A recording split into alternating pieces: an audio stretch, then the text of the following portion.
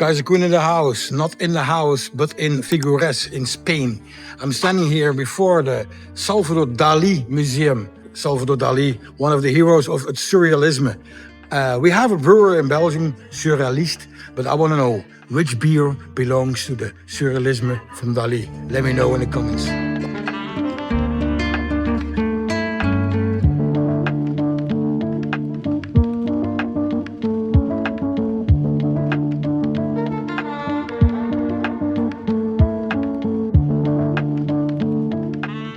KaiserKoen in the house. Not in the house, but in the small, beautiful village Rupia in the area of Baix-Ampolla, Catalunya, north and east of Spain. And today I'm visiting a special brewery, tap room, community, DOSKIWIS. It doesn't have to do with the two fruits. And especially not by the almost extinguished bird from New Zealand, the kiwi. But there is a strong connection with that. Today I'm going to talk and drink together with Judit and Michael, the founders of DOSKIWIS. They found this place, an old barn, in 2017, and they did it totally by themselves. Do-it-yourself mentality. I'm going to show you around, by the way.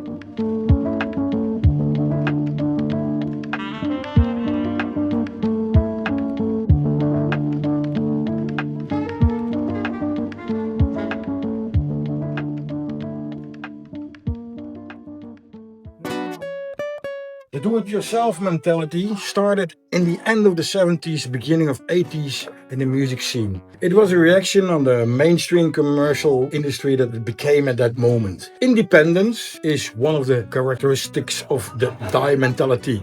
Controlling your own process in any kind of way, setting up and keeping alive your own network and sharing a kind of collectivism. It's in the DNA of DOSKIWIS because they found this old unoccupied barn in 2018 and they renovated and made the place like it is right now. You can see it in this video vlog. Bands like Minor Threat, what became later on Fugazi with their own label, Alternative Tentacles from Jello Biafra from Dead Kennedys. In Holland we had a band, The X, and for example the hardcore scene in Yper in Belgium were actually in a kind of straight edge do-it-yourself mentality. I'm going to ask them how they drink their beer in the do-it-yourself way, or is there something behind it? Let's go to Judit and Michael. I'm sitting here with Michael and Judit from DOSKIWIS. Michael is the Kiwi, actually, and Judit became the Kiwi. Yeah, I'm the but how does it work? Because Spain and New Zealand is far away. Where did you meet? We met in London. In London? Yeah. Also for Kiwis, no? And was it love at first sight, or was beer involved really? It was beer. Involved, Yeah, beer was funnily involved. enough. Okay, beer was involved, of course. Beer was involved. Yeah. What are Spanish beer, funnily enough. Spanish beer? Yeah. What kind of Spanish beer? Yeah. What are we drinking, by the way, Judit? So you're drinking the Medaspils, which is the first ever lager we ever brew, and we still brew it to this day. And it's 100% Nelson Sauvin. Okay. Very clean Pilsner base. Very clean and crispy, I see, by the way. I think. Crispy. Cheers. Cheers, mate. Cheers. Nice to meet you. Next question, Judit or Michael. Did you like birds before, or it became a concept of your love? No, I've personally always loved birds. And when I went to New Zealand, I was amazed at all the different birds that exist there that we don't have in Europe, obviously. I was super excited. Also because you can get quite close to them because they're not too afraid of people, or as afraid as the European birds. So you went to New Zealand? Yeah, 2011 was my first time, and I was like, wow, look at these birds. So I was pretty excited. You were super excited to hear what the moa sounded like. Oh yeah, but they're always extinct. So Yeah. And that's why you choose this name DOSKIWIS, actually? Huh? Yeah. the birds kind of are like our mascot. Okay. But I mean, like, New Zealanders are referred to as Kiwis. Some people don't know that in Spain. And I had a friend visiting, and we'd been brewing beer, and Judith's mother didn't know that he was a Kiwi. And then she just goes, "Oh, DOSKIWIS." Oh, nice. Mothers always. Yeah, they're always very creative. And we just connected it to the beer, and it kind of went from there. Yeah. Just on birds, I think most New Zealanders love birds. because it's like part of our national identity. And, of course, I love birds too. I was in the past like watching birds, you know. Oh, great. And birds and beer is not a kind of logical connection. I like that, by the way. Yeah, we have a place close by where you can go watch them as well. Your Spotify list, yes, there is a Spotify list. Birds and Birds 2024 and 25. For example, the Beatles with Blackbird. I heard about that. Huh? Yeah. But the question is, what's your favorite bird? And what's your favorite music to drink a beer with? Michael. All right. So my favorite bird when I was a child, I think, was the fantail, which is native to New Zealand. It's a very little bird. It has a beautiful fan-like tail. My favorite bird here in Europe is also Judith's favorite bird, so she'll talk about that. What music do I like to listen to when I drink beer? I love Pavement. Pavement! Pavement is probably my favorite band. So cool. Or the Breeders. The Breeders? Yeah. They are still together, huh? Yeah, they were in Barcelona recently. I didn't go, but we went to the Hard Quartet. You did? So yeah, my favorite bird is the Otus scops, which in English it's called a little owl, and in Catalan we call it a chot. It's a very small owl, and you can hear it around here when spring comes around. Cool. And it just does like a sound, which is very cute, and to me I associate it with the start of the good weather. So it just makes me feel, you know, very nice symbolism. Cozy. Very nice. Yeah, very and nice. Which beer you like to drink? Oh, which music you like to drink? Beer. I hesitate to choose a band. I just like something that's like guitar based, good melodies and a good bass line because I play bass. Oh, she plays bass. Yes. Breeders? Like Breeders, bass. Yeah. There is a connection. Yeah, exactly. Cool. Thank you very much. Thank you. Cool.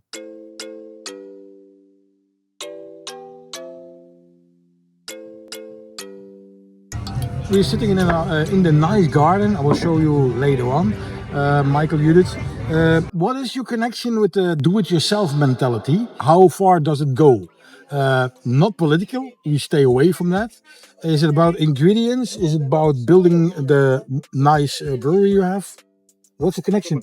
I think, well, for me, I think being from New Zealand and being on an island so isolated from the rest of the world, I think that it's a part of us that the country sort of evolved with that mentality to a certain extent because we were so far away from everything, so we had to figure out how to do stuff for ourselves. Exactly. It's actually in your DNA, no? I think so. It's definitely in me. And growing up in the late 80s and 90s, you know, if your parents wanted a deck built or improvements on the house or whatever, it was sort of more like you get your friends over and get the hammers out and have a go.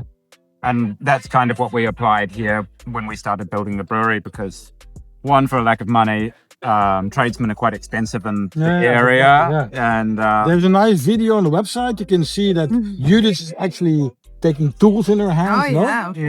It's really emancipation, eh? Yeah. Not problem. Judith, it's to me. It's that thing is about empowerment. I'm also from a very rural area in Spain, and I just like the idea of taking destiny in your hands, and if you want something you just get it done yourself. And as a teenager I was really into punk rock, and I think that message of like do it yourself just really resonates fuck with the me. rest. So yeah, exactly. As a woman, she does it to her tongue. Are you brewing, by the way, also? We're not anymore because now we have a team, but we started doing everything ourselves, so yeah.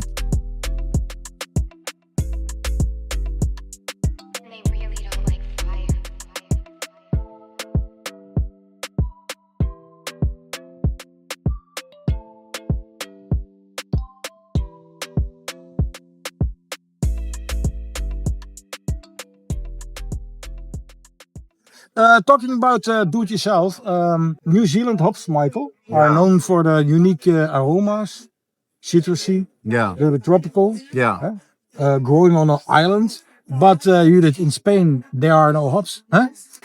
Well, there are hops. There are There are. You know, it's a European plant, so you can find it growing wild near some more like moist areas. Yeah, okay. But I guess we don't have our own varieties that you can use for beer. By the way, do you grow your own hops? If you talk about do-it-yourself, we would love to be able to do that, but at this point in the company, we're not at that stage right now. We have a couple of hops growing in the garden, but we haven't brewed with it.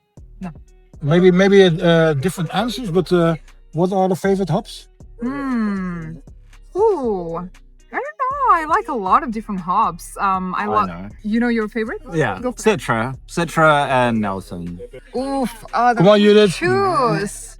Second. I love Nelson. I think we use Nelson Savin so much. And it's Yeah. a good representation of what we do. I think we use it in a lot. There is a New Zealand connection, a little bit Nelson. Yeah, I mean, Nelson Citra. White Brianish. yeah, and with those beers, Yeah. you can't really go wrong. Oh, You know, with those, sorry, God. with those hops, if you're brewing a hoppy beer and you're using Citra or Nelson, like Yeah. it's not going to be bad. okay. Like, It will be hard. yeah, Doing your job right. yeah.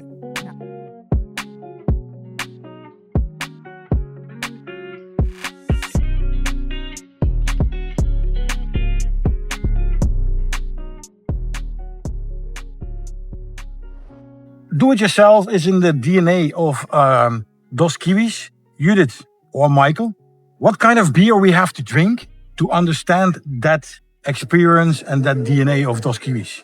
I guess a hazy IPA, hop forward but very balanced. In hazy IPAs, I like them to be very balanced and very drinkable. So I want them to be intense. I want them to be complex and change in my mouth, but still make them really drinkable. So I want to have another sip.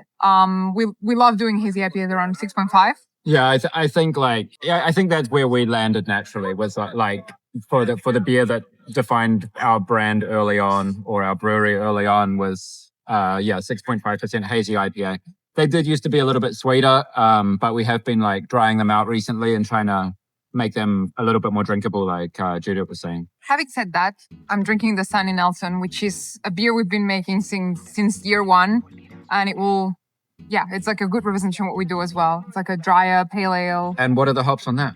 citrons, and Nelson Savin. There you go. Yeah.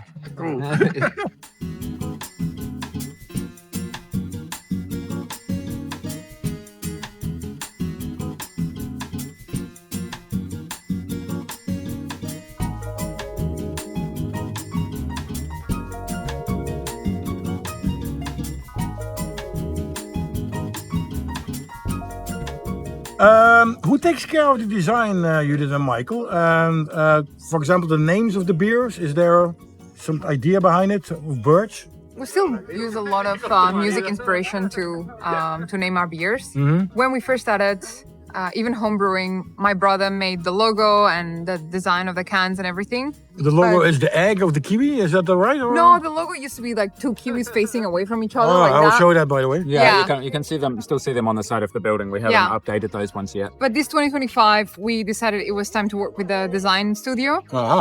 So we did just that. And so we kept some of our cores from previous years, but we also created new core brands like Black Swan, which is a name of a bird and has a bird Oh, associated. really? Black Swan? Yeah. We have in the logo of the village I live a white swan. Oh, nice. Nice, A nice. beautiful, elegant bird.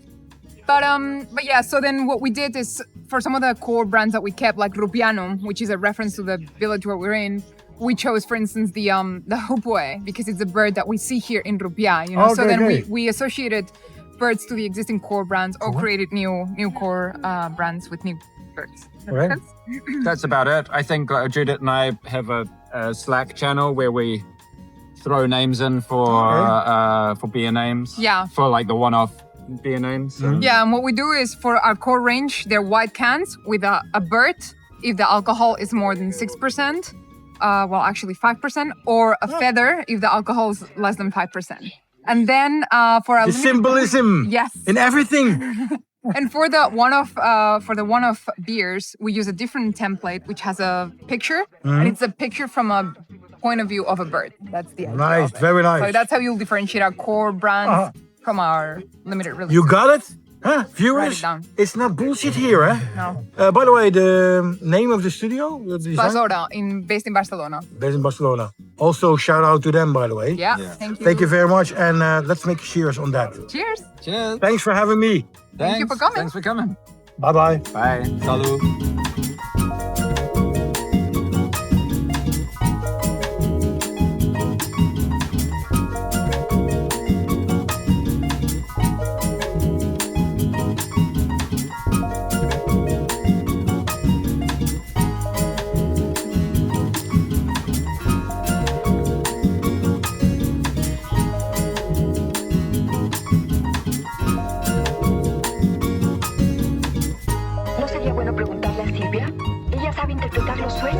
Ha leído a Freud. Por eso está loca. A mí me dijo que yo tenía una frustración sexual. Y no. Mensa. Psychanalyse met la notion la plus confuse d'une maturation